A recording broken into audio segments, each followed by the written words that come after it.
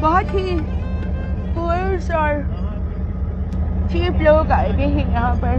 I think Aqeela بھابھی یہ سمجھ رہے ہیں کہ میں شاید کوئی فارنرز ہوں. فارنر نہیں روزہ، تم اس حلیے میں نا ذہنی پسماندہ عورت لگ رہی ہو. عقیلہ بھابھی میں نے یہ بات نوٹ کی ہے کہ تم جیسے غریب اور نیچ لوگوں کو اگر منہ لگا لیا جائے تو بہت ہی جلدی اپنے گرے ہوئے پن پر آ جاتے ہیں.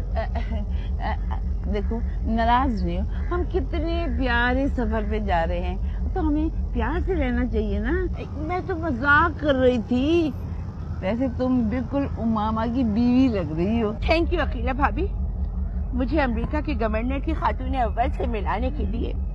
ہائے کاش میں مری جوانی میں جاتی.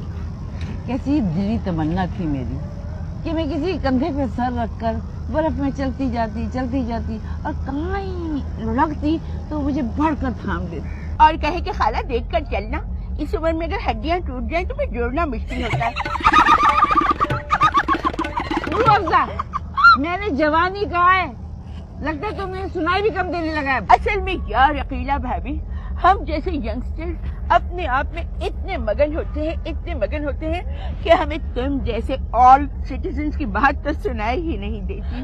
روزہ بھابھی تم ابا جان کو فون کر کے دیکھو نا، ابا جان کہاں ہیں؟ وہ اپنی موٹی بیوی اور موٹی ساس کے ساتھ ریل کے ڈبے میں ہیں. جب میری ان سے بات ہوئی تو ان کے منہ میں بڑا سا نوالا تھا، گویا وہ کھانا تناول فرما رہی. ارے مجھ سے منو ٹنو سل پہ قیمہ پسوایا اور ہمارا کھانے پہ انتظار بھی نہیں کیا. بڑی بےہودہ ہے یہ خالہ. روزہ بے پردہ اسٹیشن پہ آنے کی کیا ضرورت ہے؟ سارے مرد لوگن دیکھ رہے ہیں نا. اللہ تو میں کیا کروں، اپنے چہرے پر تیزاب ڈال لوں کہ تاکہ مردوں کی نظریں میرے چہرے کا طواف نہ کریں. یہی ہوتا ہے جب مرد بدصورت ہو اور اس کی بیوی حسین ہو تو احساس کمتری کا ایک نہ ختم ہونے والا سلسلہ چل پڑتا ہے. بھئی میرے تو چلتے چلتے نا پاؤں ٹوٹنے لگے ہیں.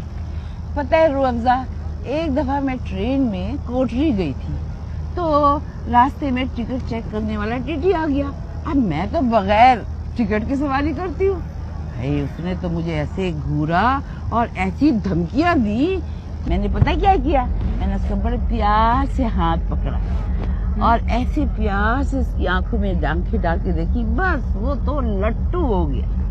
اور پھر کوٹری تک اس نے مجھے گرم گرم چائے بھجوائی، کبھی پکوڑے بھجوائے، کبھی جلیبیاں بھجوائی اور کبھی میٹھے پان. یقیناً تمہیں خاصی چالو عورت سمجھ رہا ہوگا.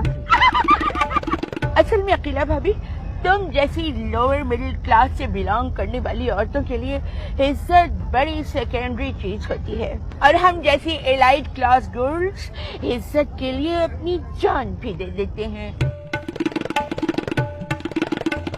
ہنیریا پلیز ایسے ایکسپریشنز مت دو، میں جانتی ہوں کہ تیری سمجھ میں کچھ نہیں آیا. ہاں کچھ نہیں آیا، ایسا بات نہیں ہے، ہم کا بھی انگریزی آوے ہے. وہ بات الگ ہے کہ ہم بولنے میں ذرا ہچکچاوے ہیں. سیکنڈری 10ویں جماعت والے اسکول کو بولے ہیں جبات.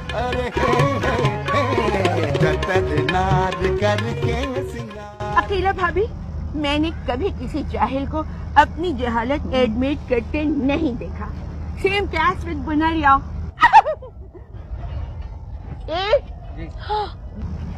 کیا کھول رہا ہے تو بول.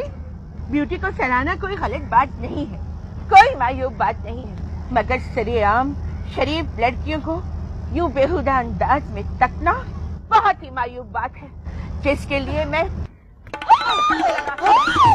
چل یہاں سے بھاگ. کہیں مارو جی. چلیے مقصود، حسینوں کی زندگی تو ایسے واقعات سے بھری پڑی ہے.